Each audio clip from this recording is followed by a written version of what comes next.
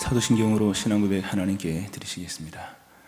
나는 전능하신 아버지 하나님, 천지의 창조주를 믿습니다. 나는 그의 유일하신 아들, 우리 주 예수 그리스도를 믿습니다.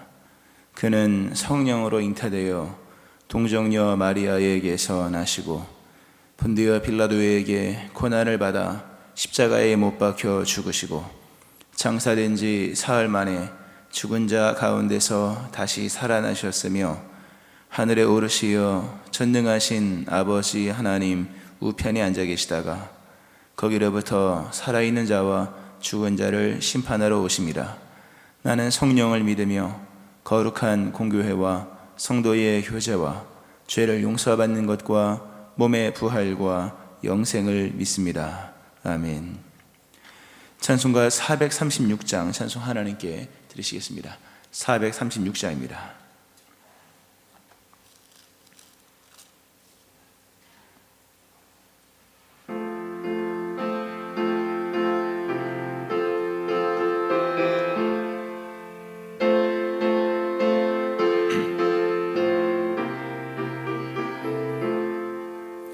나 이제 주님의 새 생명 얻은 몸, 옛것은 지나고 새 사람이로다. 그 생명 내 맘에 강같이 흐르고 그 사랑 내게서 해같이 빛난다. 영생을 누리며 주 안에 살리라. 오늘도 내일도 주 함께 살리라. 주 안에 감추인 새 생명 얻으니 이전에 줬던 것 이제는 값없다. 하늘의 은혜와 평화를 맛보니 찬송과 기도로 주 함께 살리라. 영생을 누리며 주 안에 살리라. 오늘도 내일도 주 함께 살리라. 산천도 조목도 새 것이 되었고 죄인도 원수도 친구로 변한다. 새 생명 얻은 자 영생을 누리니 주님을 모신 맘 새하늘이로다. 영생을 누리며 주 안에 살리라. 오늘도 내일도 주 함께 살리라. 주 따라가는 길 험하고 멀어도 찬송을 부르며 뒤따라가리라. 나 주를 모시고 영원히 살리라. 날마다 섬기며 주 함께 살리라. 영생을 누리며 주 안에 살리라. 오늘도 내일도 주 함께 살리라. 기도하시겠습니다.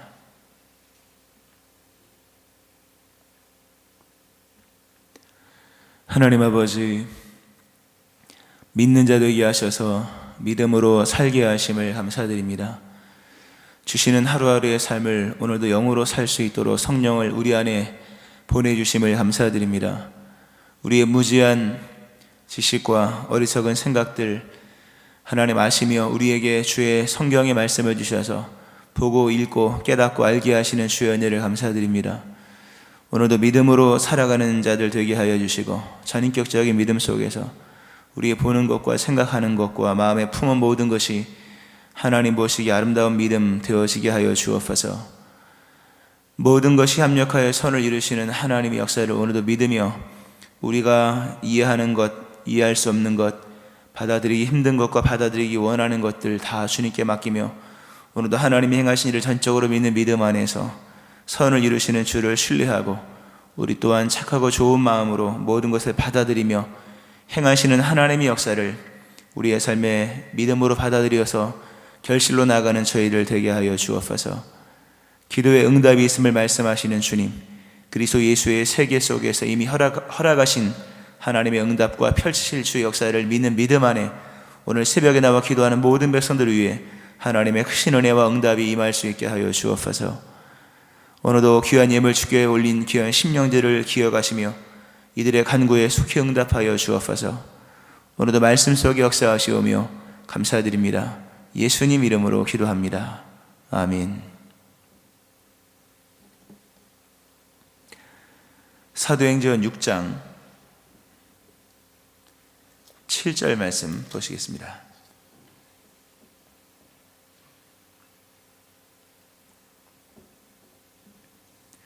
사도행전 6장 7절 말씀 같이 한 목소리로 합독하시겠습니다. 하나님의 말씀이 점점 왕성하여 예루살렘에 있는 제자의 수가 더 심히 많아지고 허다한 제사장의 무리도 이 도에 복종하니라. 아멘. 하나님의 크신 은혜가 오늘 새벽에 나와서 예배하시는 여러분들이 함께 하시기를, 또 집에서 들으시는 분들이 함께 하시기를 주의 이름으로 축원합니다. 아멘.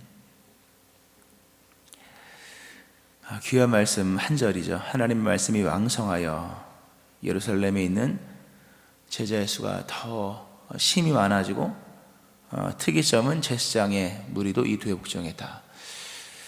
일단 우리가 이제 하나씩 본다면 한 문장이긴 합니다만 초대교회가 지금 굉장히 위협에 처해 있죠. 공회원들이 위협을 할 뿐만 아니라 이제 채찍질을 시작을 했습니다. 그 다음 단계는 채찍 다음에는 당연히 이제 죽이는 거지 않습니까? 예수님 그렇게 고난 당하시잖아요. 위협 받으시고 채찍질 당하시고 그 다음에 죽임을 당하셨는데, 지금 바로 그러한 위기 속에 있는 초대교회 또 교회 성도들이 특이한 것은 일단은 공회에 맞대응하지 않았다라는 부분입니다.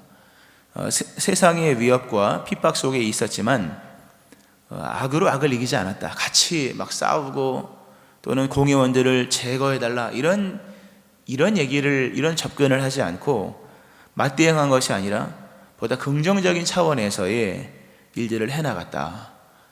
선으로 악을 이겼다, 이렇게 설명하면 되겠죠.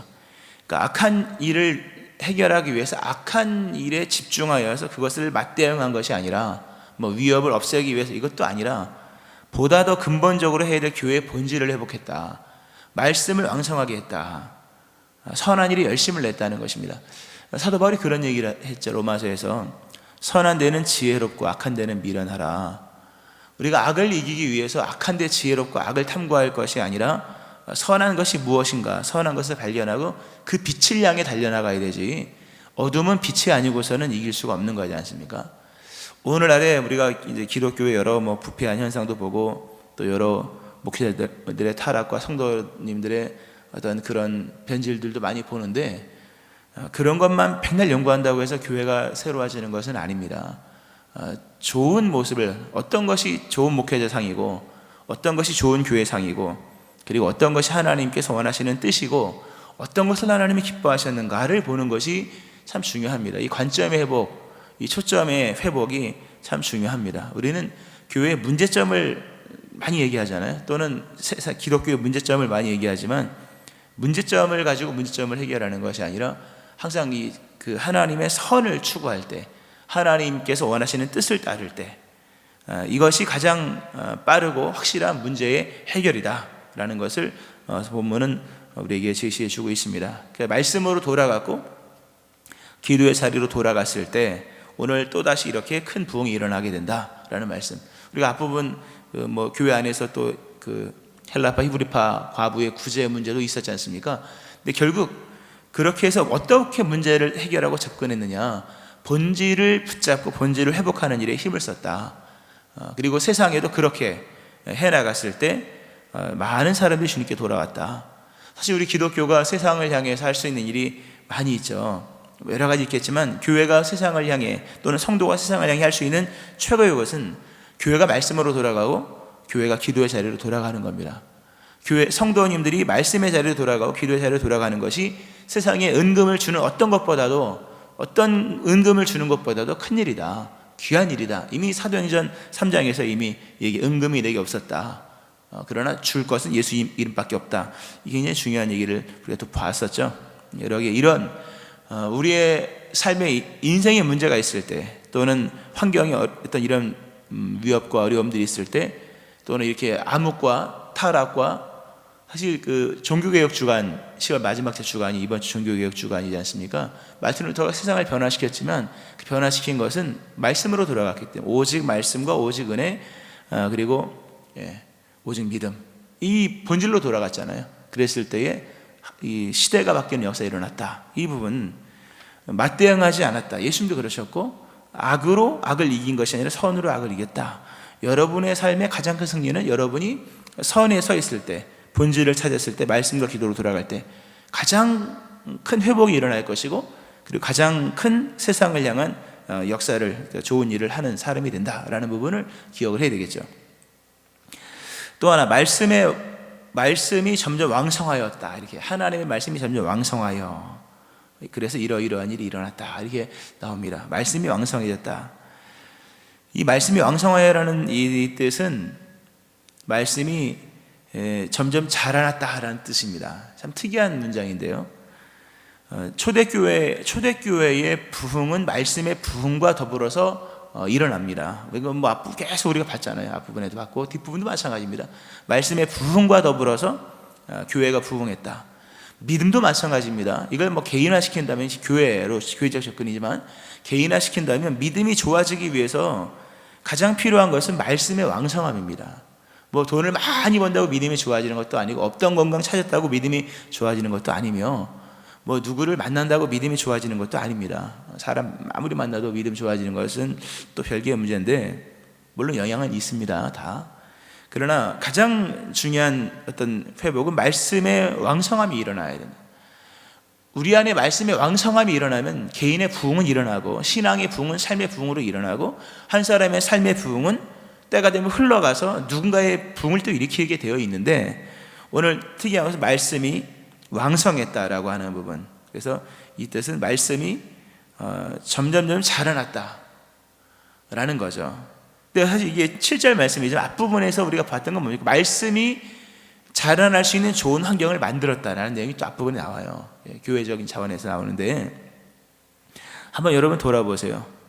믿음이 자라나기 위해서 말씀이 내 안에서 자라나야 돼요. 말씀을 이렇게 자라나는 식물 또는 곡물 또는 무언가 이렇게 생명적인 관점 속에서 말씀의 이 자라남을 얘기를 하고 있다는 부분을 본다면, 내 안에 하나님의 말씀이 자라나기에 좋은 환경이 있는가라는 부분을 좀 돌아볼 필요가 있다는 말씀 먼저 좀 드립니다. 말씀이 내 삶 속에서 자라나기 좋은 환경인가? 이미 예수님께서 씨 뿌리는 자의 비유를 통해서 말씀이 떨어졌을 때 어떤 것은 막 100배, 60배, 30배 결실을 맺지만, 어떤 것들은 결실을 맺다가 부실한 결실을 맺게 되고, 어떤 것은 뿌리가 없어 말랐고, 어떤 것은 길가에 떨어져서 새가 와서 먹어버리고, 이런 얘기 나오잖아요. 말씀이 자라나기에 좋은 환경이 아닌 사람들, 믿음이 안 자란다는 겁니다. 오늘 말씀이 점점 왕성하여서 이러이러한 사람도 복종했다라고 하는 부분, 말씀이 점점 자라갔다. 우리의 삶을 오늘도 살아갈 때 우리가 많은 것을 취하고 얻고 이런 삶이 아니지 않습니까? 예수 믿는 사람이 오늘도 뭘 취하고 얻고 이게 아닌 거예요, 사실요. 하나님의 복을 받을 준비가 되어 있고, 하나님이 주시는 땅을 얻을 수 있는 믿음이 있느냐, 이런 부분들인 건데, 우리의 그런 믿음의 삶을 위해서 우리의 삶 속에 말씀이 자라나게 좋은 신앙 환경인가, 내 안에 내 삶이 하나님의 말씀이 자랄 수 있는 좋은 환경인가를 먼저 돌아보셔야 돼요. 이거는 말씀 우선적인 삶의 변화, 구조 변화죠. 말씀 우선적인 삶의 구조 변화, 또 기도의 병행으로 인한 말씀의 성장의 조건들을 충족시켜 나가는 것들이 참 중요하다라는 부분 좀 참고적으로 말씀을 좀 드립니다. 근데 중요해요. 사실 오늘 말씀드린 건 제사장의 무리가 이도에 복종했다라는 부분을 말씀드리기 위한 것이지만, 이렇게 제사장의 무리가 이도에 복종하기 위해서는 분명히 말씀의 왕성함이 있었던 것인데, 이 말씀의 왕성함, 또 알고 보면 굉장히 공회원들에게 직격탄을 날린 거거든요. 기독교를 위협했던 공회원들에게 직격탄 날린 건데요, 그것이 직격탄을 날리기 위해서 날린 것이 아니라 말씀을 왕성하게 했더니 많은 제사장의 무리가 여기 왔다고 하는 것은 뭡니까? 벌써 공회원들의 세력이 줄어들었다는 얘기고, 그리고 이 말씀의 왕성함은 말씀드린 것처럼 이게 그냥 우연히 온 것이 아니라 좋은 환경이 되어졌다. 그 좋은 환경 얘기는 또 우리가 엊그저께 보았던 교회 안에서 말씀과 기도에 전무할 수 있는 좋은 환경을 만들었다, 이렇게 되어지는 것인데, 여하간 넘어가기 전에 여러분의 삶 속에 말씀이 자라기 좋은 환경을 만드셔야 돼요. 말씀의 자라남과 순종은 병행되는 것이요, 말씀의 왕성함과 내 믿음의 왕성함은 병행되는 것이다. 믿음의 왕성함이 없이 일어나는 삶의 왕성함은 위험한 것인데, 믿음의 왕성함이 있고 난 이후에 삶의 왕성함이 있으면 이게 준비된 뭔가가 되어지는 것인데, 이런 모든 일을 위해서 내 안에 말씀의 왕성함이 일어날 수 있는 좋은 환경을 만들어야 된다라는 부분 말씀 잘 기억하시기 바라고요. 또 좋은 환경이 만들어지기를 바라고, 이렇게 이제 말씀을 전했을 때 맞대응하지 않고 선을 추구하고 본질에 접근하면서 주의 말씀을 왕성하게 했을 때 엄청난 뜻밖의 결과가 일어납니다. 허다한 제사장의 무리가 이 도에 복종했다, 이렇게 나옵니다. 허다한 제사장. 당시에 예루살렘에 많은 사람들이 모여 살았는데요, 예루살렘 안에 레위인들이 18,000명 정도가량 있었다고 합니다. 18,000명이나 되는 레위인들이 예루살렘에 있었고, 18,000명 중에 8,000명이 제사장들이었다, 이렇게 역사가들이 얘기를 합니다. 꽤나 많은 거죠. 8,000명이나 되는 레위인, 그 제사장, 그리고 또한 18,000명이나 되는 레위인들. 제사장은 다 레위인 출신이잖아요, 본래. 그러니까 꽤나 많은 사람들이 있는 것이고, 예루살렘에 8,000명이나 되는 제사장들이 있었는데, 이 제사장들이 드디어 이 도에 복종하니라. 제사장들이 예수를 믿었다는 얘기입니다. 제사장들이 교회 안으로 들어왔다, 또 이 도에 복종하니라. 근데 여기서 좀 하여튼 큰 이제 돌아올 수 없는 사람들이 돌아온 거예요, 실상. 이 사람들이 예수님께 돌아왔다고 하는 것은 제 땅끝이 주님께 돌아왔다, 이렇게 얘기할 수도 있는 겁니다. 이 사람들 돌아올 사람들이 아니거든요, 사실은. 근데 말씀의 왕성함과 더불어서 돌아왔는데, 근데 여기서 이제 우리가 봐야 되는 것은 제사장의 무리도 이 도에 복종하니라. 참 도라는 도, 참 이거 좋은 표현입니다. 굉장히 이 도에 복종하니라. 이 예수를 믿게 되었다. 이 도에 복종하니라. 이 믿음에 복종하니라. 옛날에 도라는 표현을 썼잖아요. 좋은 표현입니다. 아주 기독교 안에서 이 믿음에 복종했다. 중요한 얘기인데요, 진짜 믿음이 무엇인가를 보여주는 굉장히 중요한 단어입니다. 우리가 일단 생각해 보는 거, 제사장들 있지 않습니까? 이들은 어렸을 때부터 성경을 얼마나 많이 알았겠습니까? 성전 전문 종사자들이니까 성경을 얼마나 많이 알았겠으며, 또 성경에서 나와 있는 구약의 제사 제도를 얼마나 많이 알았겠느냐라고 하는 거예요. 이들에게 신앙은 성전이고, 이들에게 신앙은 성전 제사이며, 이들에게 성전 제사는 사도행전 2장에 나와 있는 유무상통하 떡을 떼고 교제하고 찬미하고 이런 차원의 예가 아닌 거잖아요. 구약의 제사가 이 당시에도 드려졌거든요.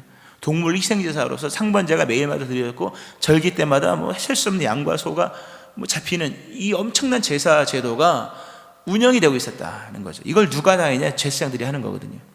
그러니까 이들에게 신앙은 굉장히 복잡한 것이고, 또 형식과 제사인 것이며, 중요한 것은 이들의 생계가 거기에 달려 있다는 겁니다. 제사장들은 땅을 유업으로 받지 않잖아요. 지금도 목회자들이 그런데, 이들의 생계는 제물을 드리는 희생제사, 희생제사에 나온 그 어떤 부산물을 통해서 먹고 사는 사람들입니다. 이 제사장들이 제사장의 직분을 버렸다고 하는 것은 자신의 생계를 다 포기했다는 얘기입니다. 사실 지금까지 이 예수 그리스도 안으로 돌아온 3,000명이 돌아오고 5,000명이 돌아오고 이 많은 사람들이 돌아온 얘기와는 좀 다른 얘기입니다. 예수님께로 돌아와서 밭을 파는 사람도 있었고 이렇게 제사를 갖다 내는 사람도 있었지만 자신의 삶의 모든 뿌리를 뒤흔들어서 통째로 삶의 구조마저 하나님께 드리는 사람들은 사실 물론 있었겠죠. 사도들도 그런 위치에 그런 역할을 했었으니까. 그러나 이 제사장들이 오늘 예수 그리스도의 도에 복종했다고 하는 것은 결국 자신들이 지금까지 드려왔던 제사 제도를 포기하는 것이고 자신들의 삶을 지키고 있던 제도를 버리는 것이며 생계의 문제에 맞닥뜨리는 엄청난 위험에 처하게 되는 일인 거예요. 이것을 감당했다. 엄청난 역사가 일어나는 거죠. 허다한 제사장의 무리, 아마 적어도 몇백 명 또는 1,000단위 이상은 주님께 돌아온 것이 아닌가라는 생각을 하게 됩니다. 참 복음이라는 것은 실로 대단한 것입니다. 복음이 그 사람 속에 들어가면 평생, 이게 사실 자기를 부인하는 거잖아요. 이들에게 있어서 형식과 제도는 사실 이 제사장들이 뭡니까? 제도와 형식을 그 누구보다 잘 아는 사람, 그걸 집례할 수 있는 능력이 있는 사람들인데 예수를 믿으면서 자신의 지식을 부인하는 것이고 자신의 존재를 부인하는 거예요. 제사장들이 나 제사장 안 해 이러면 뭡니까? 자신의 존재를 부인하는 거잖아요. 또 자기의 삶을 부인하는 것, 또 결과적으로 이러므로 인해서 이들에게 다가올 엄청난 이 생계의 위협들, 근데 이거를 감당을 해요. 사실요, 감당을 하면서 이 도에 복종했다. 사실 그리스도 예수의 말씀에 복종하고 이 도에 복종했다, 이게 진짜 믿음인데, 예수 그리스도의 도에 복종하고 예수 그리스도를 따르기 위해서는 이 정도의 결단이 있어야 하는 겁니다. 제사장들이 주님께 돌아왔다고 하는 것은 그냥 우리가 이제 영향력 있는 사람도 주님께 돌아왔다라는 의미도 있겠지만 진짜 예수를 믿고 따르는 것이 어떤 것인지를 정말 보여주는 아주 귀한 말씀입니다. 여러분에게도 삶을 부인하고 또 지식을 부인하고 존재를 부인할 수 있는 이 믿음이 있기를 축원합니다. 굉장한 삶의 변화를 준 거예요. 정말 기둥뿌리 뽑은 거예요. 하여튼 완전 이건 단순히 믿었다 안 믿었다 얘기가 아닌 거죠. 삶을 뜯어 고쳐야지만 될 수 있는 그런 얘기인데 어떤 종교의 회심보다 더 큰 역사입니다. 왜냐하면 이게 직결된 삶의 문제이잖아요. 제사장들이 제사장의 일들을 내려놓고 예수 그리스도를 믿는 믿음의 삶을 살았다면 제사 제도를 이제 안 하는 거잖아요. 그러면 얼마나 큰 손실이 있었겠습니까? 그러나 그 일을 감당했던 역사가 오늘 본문에, 그러니까 내 삶에 있는 나의 삶의 제도를 무너뜨리고 삶의 방식을 무너뜨리는 것은 거의 위대한 승리라고 말해도 과언이 아닌 겁니다. 굉장히 큰 승리의 역사가 일어났다는 거죠. 자, 여기서 또 이제 하나만 더 보고 말씀 마치는데요. 허다한 제사장의 무리도 이 도에 복종했다. 이 도에 복종했다. 단순히 예수를 믿었다는 얘기가 아닌 거예요. 이 제사장들이 이 도에 복종했다고 하는 것은 당시에 일반 사람들이 만진병이 일어난 것 보고 베드로의 설교를 듣고 예수를 믿으면 유쾌하게 한다는 날이 하늘로부터 임할 것이다, 이런 얘기를 듣고 미래를 받아들이고 또는 어떤 특별한 현상을 받아들이고 또 죄사함을 얻고 이런 것, 그들의 믿음의 논리도 굉장히 대단한 것이지만 이 제사장들이 이 도에 복종했다고 하는 건 정말 복음의 진리를 알고 주님께 왔다는 얘기입니다. 그냥 믿은 게 아닌 게, 이 사람들 그냥 믿은 게 아니라 구약으로부터 시작하여서 머릿속으로 다 점검을 한 거죠. 그러면서 정말로 예수가 메시아구나, 이 예수님은 정말 진리시구나, 이분을 믿는 게 예수님 하나님을 믿는 것이구나, 이분 속에서 하나님의 나라가 임한 것이구나 라는 것을 알고 이 도에 복종한 거예요. 정말 말씀 하나로 믿은 사람들이에요. 대단한 얘기죠. 기적을 봤다는 얘기도 아니고 병이 낫다는 얘기도 아니고 돈을 많이 벌었다는 얘기도 아니죠. 오히려 돈은 아마 이 사람들 이제부터 돈 못 벌었을 겁니다. 근데 이 도에 복종했다. 오직 말씀으로 말씀을 믿는 사람들이 되었다. 이 성경과 대비해서 그리스도 예수가 누군지를 정확히 알므로 말씀에 복종했다. 이건 굉장한 얘기입니다. 뭐 특별한 많은 사람들이 왔기 때문에 일어났기 때문이 아니라 말씀으로 말씀에 복종했다라고 하는 거죠. 아마 그러니까 결국 이 부분에 봤을 때 이들은 결국 무슨 도에 복종했을까? 당연히 복음이겠죠. 그 복음이 뭐냐? 이들이 순종했던, 이들이 항복할 수밖에 없었던 이 제사장들이 그냥 쉽게 항복하겠습니까? 뭔가 항복할 만한 성경의 진리가 그들 앞에 등장했던 거죠. 그러면서 나도 항복한다. 이제 우리가 지금까지 알고 있었던 이 구약적 개념의 그걸 다 내려놓고 이제는 진짜 예수 그리스도의 도에 복종한다. 말씀에 복종한 거예요. 이거는 굉장히 큰 승리입니다. 사실 초대교회 상으로 봤을 때는 결국 이들이 복종했던 것은 복음에 복종한 거예요. 복음을 이들이 논리와 성경의 진리 안에서 그대로 복종한 거예요. 굉장한 믿음이에요. 아마 믿음이 제일 좋지 않았을까, 이들이.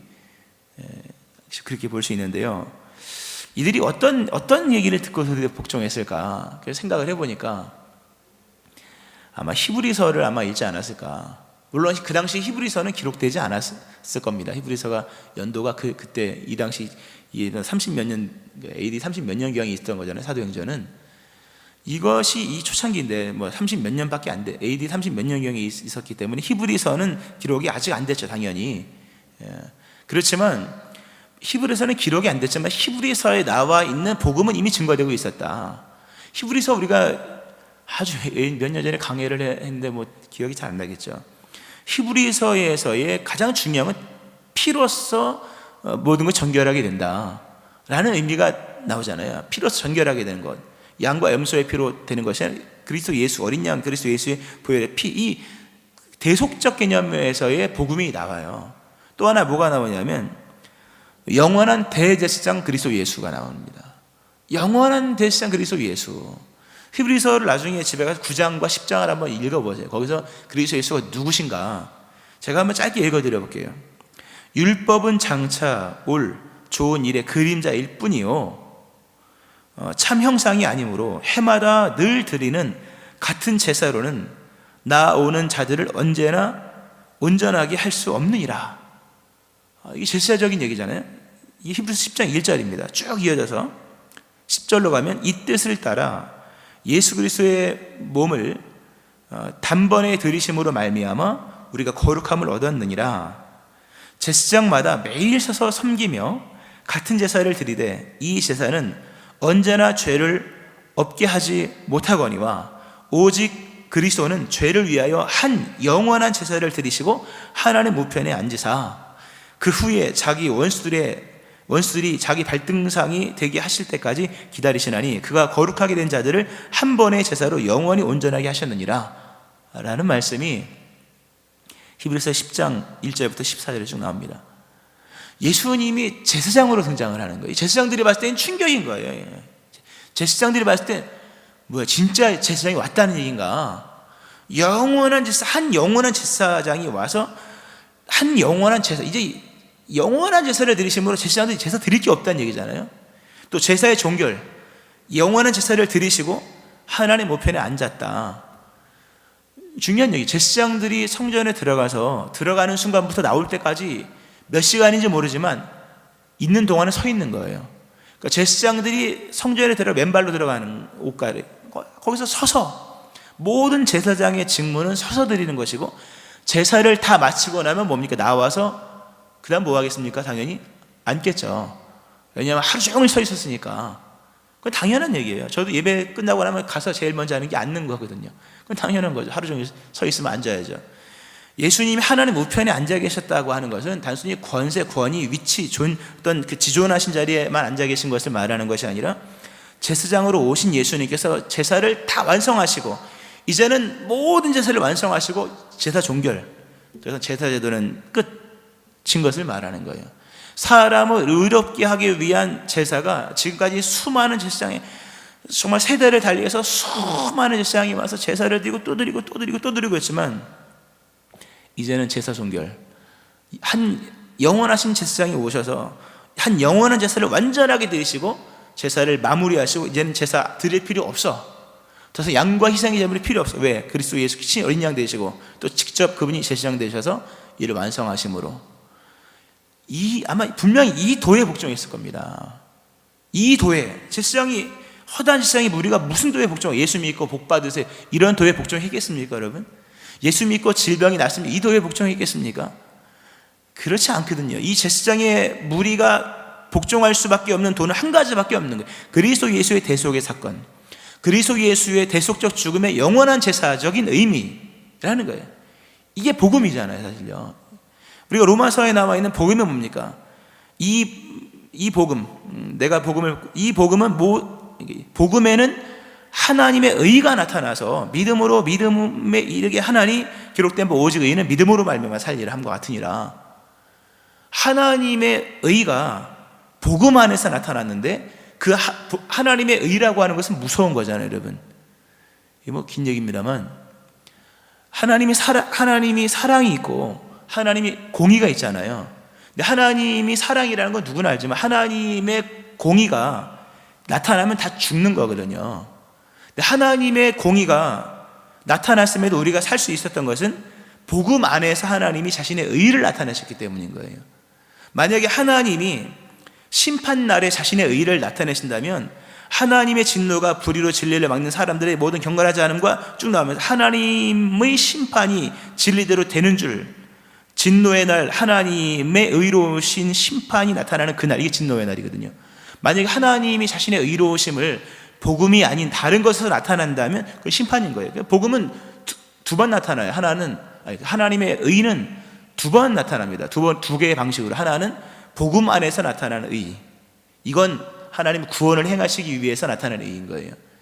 또 하나는 심판날에 나타낼 하나님의 진노의 의, 공의, 그날은 심판인 거죠. 감사하게도 하나님께서 복음 안에서, 복음에는 하나님의 의가 나타나서 믿음으로 믿음에 이르게 하나니 우리를 구원하시는 거예요. 이 복음인 거예요. 이 복음 안에 나타나는 하나님의 의, 그리고 그리스도 예수의 대속, 완전한 제사. 사실 이게 이 히브리서 전체를 얘기해야 되겠죠.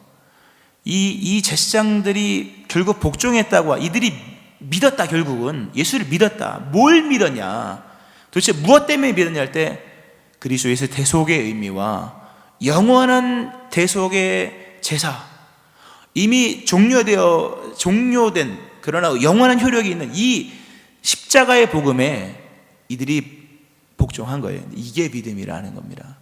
오늘 많은 사람들이 예수를 믿는데 뭐에 복종하고 믿는지를 점검을 좀 해볼 필요가 있습니다.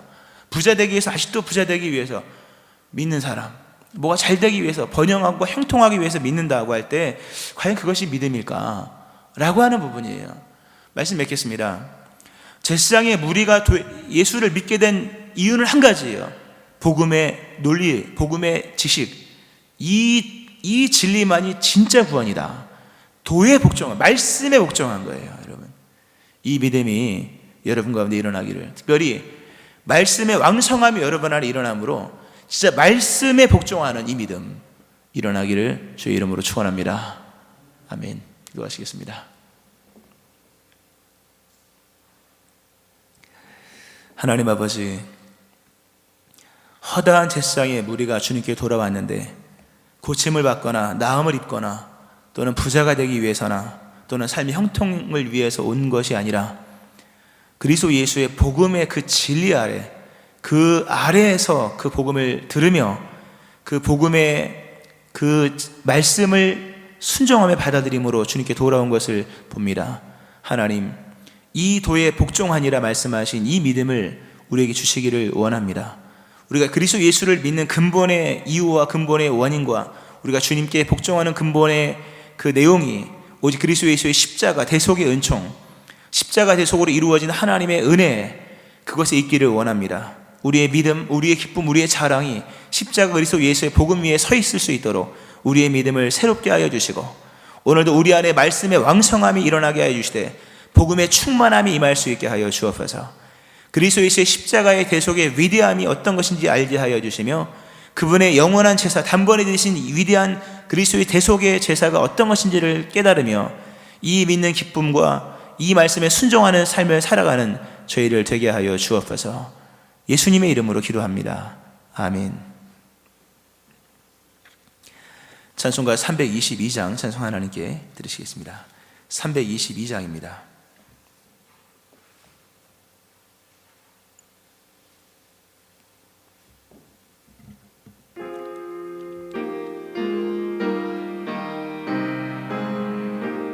우리 1절과 2절만 하시겠습니다. 예, 맞습니다. 예, 반주해 주세요. 예.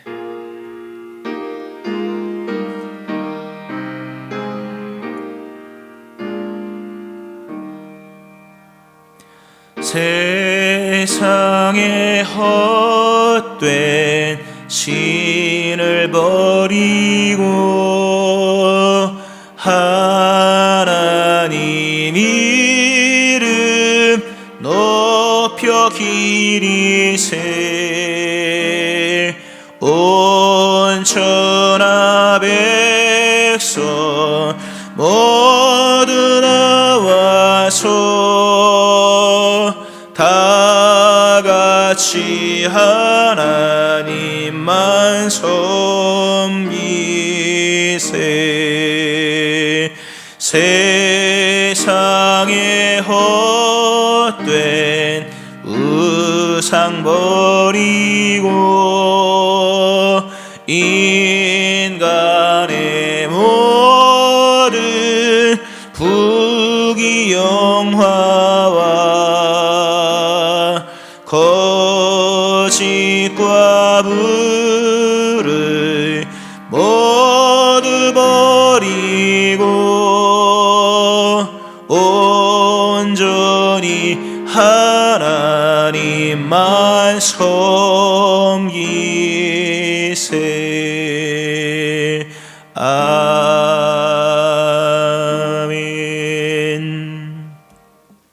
오늘 말씀 기억하면서 이 복음에 나타난 하나님의 의의를 우리 안에 충만하게 다시금 허락하시도록 기도해 주시고, 또 우리의 믿음 이렇게 온전한 순전한 믿음 되어지기를 위해 기도해 주시고, 금요 성령 집회 위하여서 기도해 주시고, 또 돌아온 주일 예배 기억하면서 또 여러분의 기도 제목 가지고 우리 주의 세 번 부르시고 통성으로 기도하시다가 집으로 가시면 되겠습니다. 주의 세 번 부르시고 함께 기도하시겠습니다. 주여